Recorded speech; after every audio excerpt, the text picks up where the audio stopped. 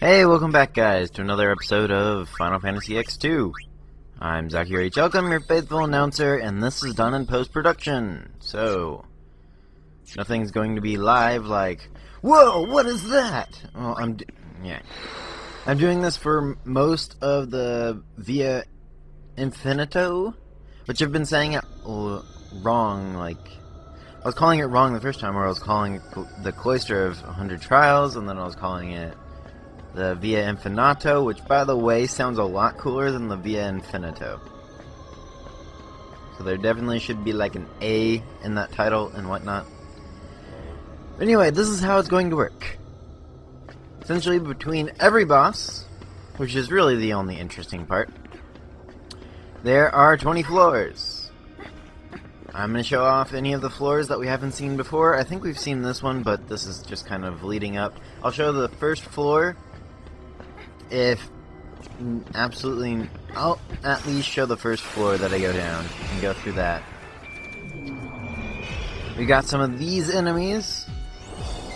I don't know, it's been a while since we've seen it. I think these were on Besaid the first time. By the way, when you get the mascots are I wouldn't say overpowered, but are very, very good. So if you get them, I would use them. I mean, the reason why I say they're not overpowered is because they don't get some of the class things that they would want. Like if Riku got everything from the Berserker, like besides just Instinct, but also got all the counterattack stuff, then it would be overpowered. If Yuna got Darkness as well as just the Arcana stuff, again, overpowered. Pain really doesn't have anything that's like super overpowered that way. Because it's the... yeah, not really.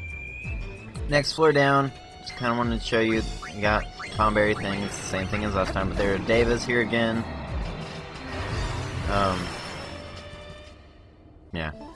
And now it's going to start jumping around, so get used to being slightly confused. What am I gonna say? One of the things that the mascots have is that all of them have a kind of special ability thing. If that makes any sense. Each of them have, like...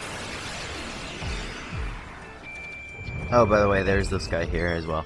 Each of them have like a little special move. The one for Yuna is the Moogle Beam. Riku's is the Poo Poo Platter, I think. And Pain's is the Cacti Cannon, something like that. By the way, new floor.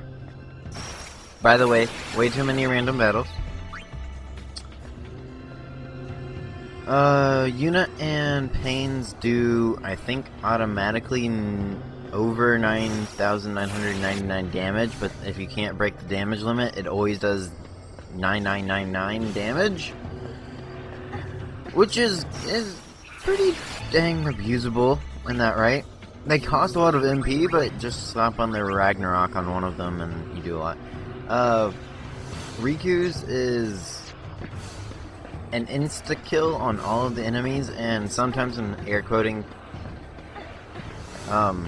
fails. I haven't seen it fail yet, just like Riku's already got overpowered magic, but Kate magic, it sometimes inflicts petrification or poison, and by sometimes they mean always, it seems.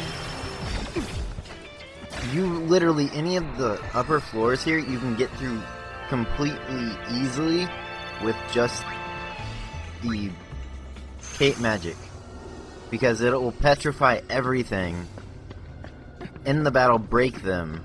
By the way, it's back that way. I didn't realize that, so I keep wandering around fighting more battles and stuff like that, because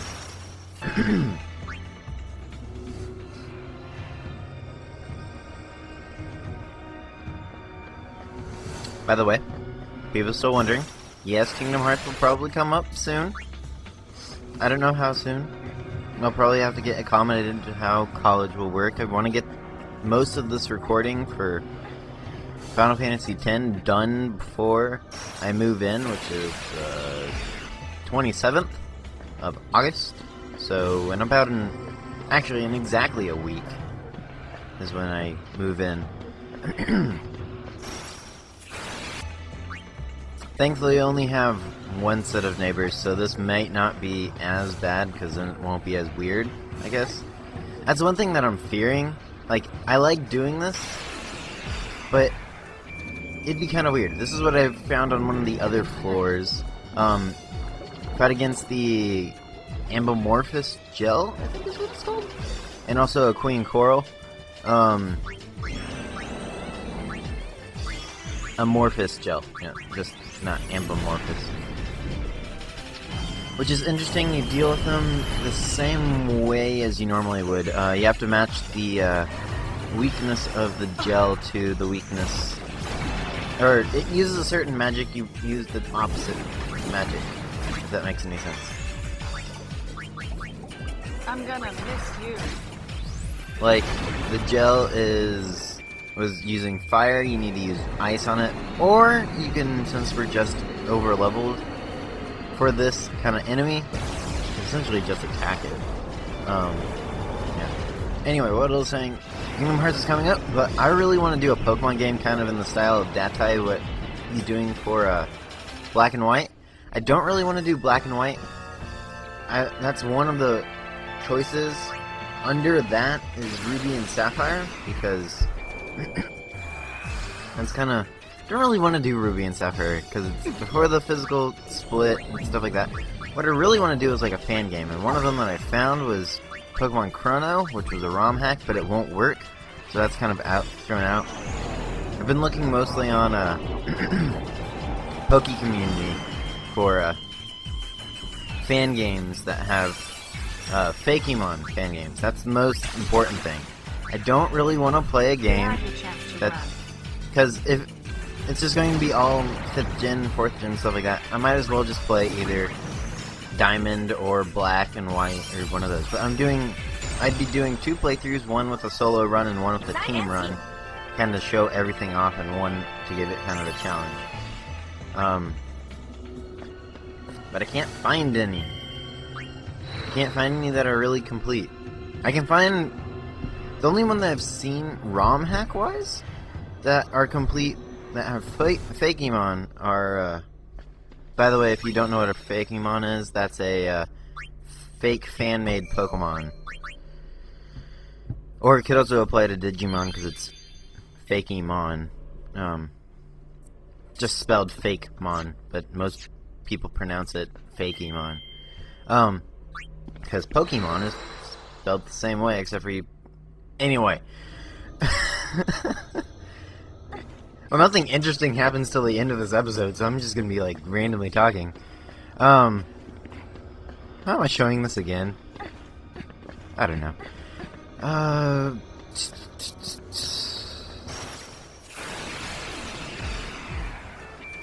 Oh, Ironside. This is one of the enemies. We fought him before, but you'll run into him now. One of the things that... how to deal with him, most notably, just continue to attack. Don't do anything else, just continue to attack, because when he opens his chest, and he sends out the light ball, that can be pretty killer. So as long as you just constantly attack, you'll get in the... you'll either maul him to death, or you'll get the 9999 hit when he's lowered his defenses. So, otherwise it's not really that hard. Yeah, so I've been trying to find one of those. I can't. Pokemon Chrono, which is, by the way, is spelled without an H.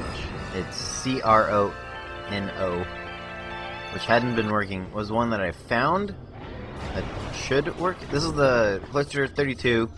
Another one that's kind of changed. We've seen it before, I think. You have that Elder Drake that jumps out, but now there's a second one that jumps out over here. I think. Unless I'm thinking wrong. Which happens... No, there's another one that jumps out. I am not fighting Elder Drakes. I won't do that until a little bit later, because they're kind of hard. Okay. What do you want? What do you want? I'm recording.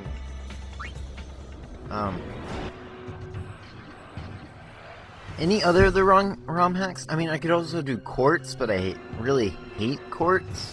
Quartz, I should put more of a wah. I hate quartz because, one, I don't know how much, like, if it's actually different stats.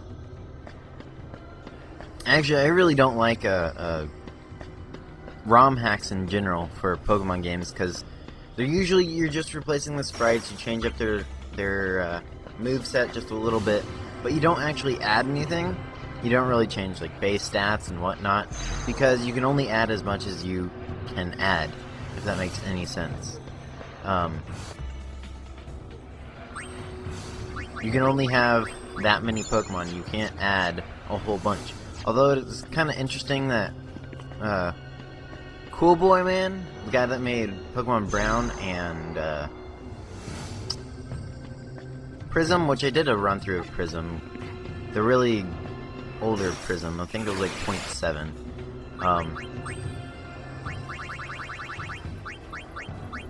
He and the Brown is complete and has every single, all 4 gens of Pokemon that were up to that time. Complete movesets how it would normally be, but using red and blue kind of tactics. I really don't want to do red and blue. Don't ask about that. I don't want to do gold and silver.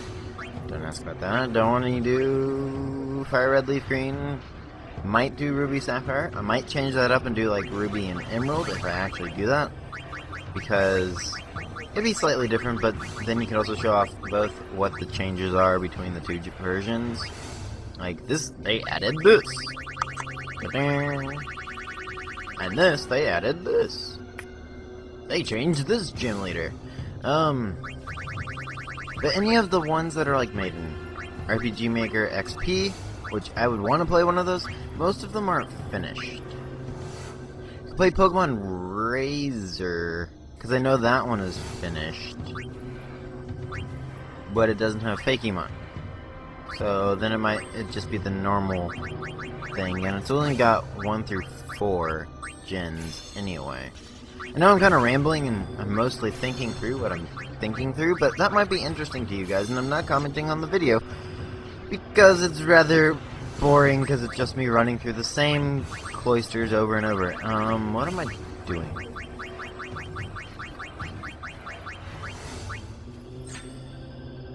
I have no idea what I am doing. Whatever. This room is rather simple. You go to the right, you step on the platform, you go on the left, step on the pedestal, go up, step on the pedestal, jump down. And if you're really getting confused about that, I think we have more problems. Later floor we found Humbaba! What up, Humbaba? Yes, it's exactly the same Humbaba that we fought in the Thunder Plains. I mean, you kill him, he launches a meteor.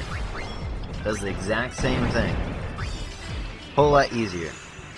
By the way, I think everybody has Auto Shell and Auto Protect now, which comes with the mascot garment grid. So, yeah. And Quartet Knife is really good. Attack one enemy, but you lower every single one of their attributes if it can be, which makes you hit harder the next time. Makes Riku hit harder, and then if Yuna attacks, it makes Yuna hit harder. Although Yuna's more on support, and she has really good support magic. Like Moogle Reginja? Yeah. Puts haste and regen on everybody. Moogle Walja puts protect and shell on everybody, which is not really necessary at all because everybody has auto shell and auto protect, but that's beside the point. Moogle Kurja heals or heals based on your max amount of HP. I know this because I raised Yuna's HP in a little bit, and it does more healing.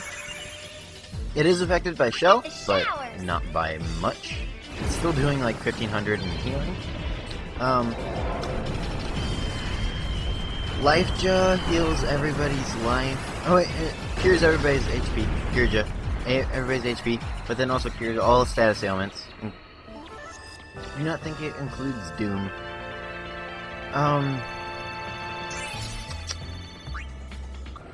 All status ailments and something else.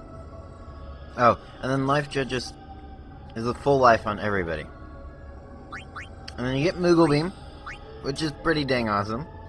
You have Moogle Jolt, which recovers MP. And you have, Anyway, right there was the setup that I'm going to do for this. We're going to fight the next boss. You're going to probably want your Dark Knights and have them as fast and all have First Strike if you can.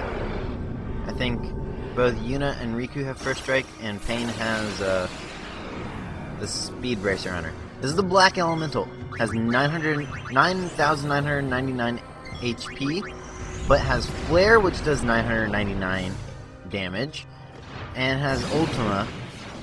Is not affected by any of the elemental attacks. You have to attack it with non-elemental holy damage, which that does very well. You're also going to want probably a Mega Phoenix on hand. Luckily it didn't do Flare there. This can either be a really easy battle or a really hard battle. This was kind of in the middle of both of those for mine, because I was rather tense, because it was like, oh crap, I'm almost dead. And then I was like, no, I should revive, okay, and then I was like, wait, it should almost be dead. So just 2 more darknesses should take it out, which it does. And Pain doesn't really need the extra experience at this point in time. That was the next boss. That was the Black Elemental. Different than Dark Elementals if you run into them before. And you kind of want to do this before going to the next part, which we'll be doing the next time, because this gives you some rather handy items. In this you get the Moon Bracer, you get a Shining Bracer, you get a Speed Bracer, you get a Recovery Bracer, and then most importantly you get a Catnip. Now, I'm gonna equip the Catnip, because otherwise you wouldn't really understand what it does. Unless you played this game before. It's an ordinary jewel, but it seems like it does something special. Now we go and equip that on Yuna here. Gives you SOS, question mark, question mark, question mark, question mark. Maybe wondering what that does. That, when you're in SOS range, which means you're in the yellow, most importantly. Casey got a little bit of charm. Okay. When you get to SOS range, every single one of your attacks, doesn't matter what it is, does 9,999 damage. You combine that with Black Sky, with Trigger Happy, with... I think that's about it that you really want to abuse it with. But essentially, that's what it does. Anyway, I'm Zachary Chalcom. Thank you for watching. Next time we'll be going not in the Via Infinito. We'll be going to a little special event in a faraway place that you may know about and you may not. Anyway, remember, have fun gaming, and I'll see you later.